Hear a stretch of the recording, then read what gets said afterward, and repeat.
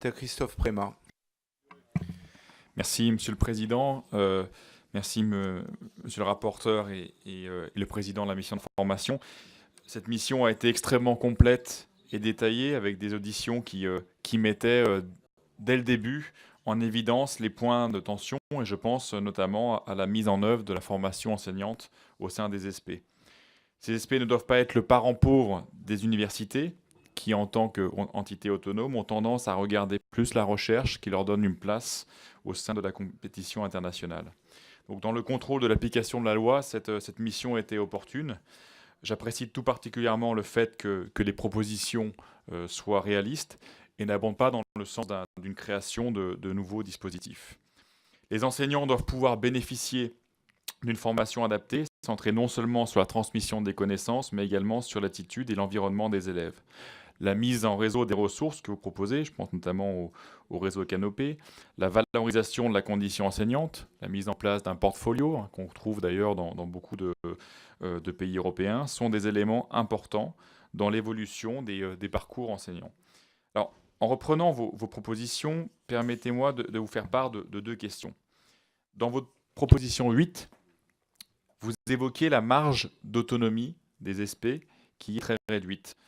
Au-delà de la définition des contenus, comment cela peut-il être mis en place quand on connaît l'étroitesse des budgets? Deuxième question, dans la plupart des pays européens, on revalorise les compétences pédagogiques, les notes pédagogiques, ce que vous nommez à juste titre le continuum de formation. Comment cela peut-il se traduire concrètement? Faut-il donner plus de poids à l'aspect pratique dans l'enseignement? Vous insistez sur la question des modules. Cela signifie-t-il envisager d'une autre manière la pondération des coefficients aux épreuves, donner plus de valeur aux stages pratiques, qui reste souvent le premier moment de confrontation au réel pour la plupart des jeunes professeurs?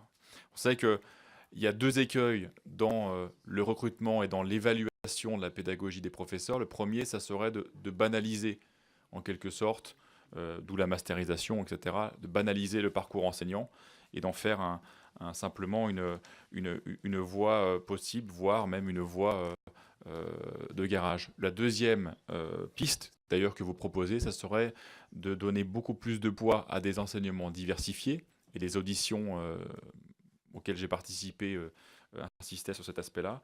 Mais comment, à la fin, pensez-vous justement matérialiser cette dimension pratique qui est souvent post-concours, alors qu'elle fait partie intégrante de l'évaluation des professeurs? Je vous remercie. Merci Christophe Prémat. La parole est à Valérie Corre.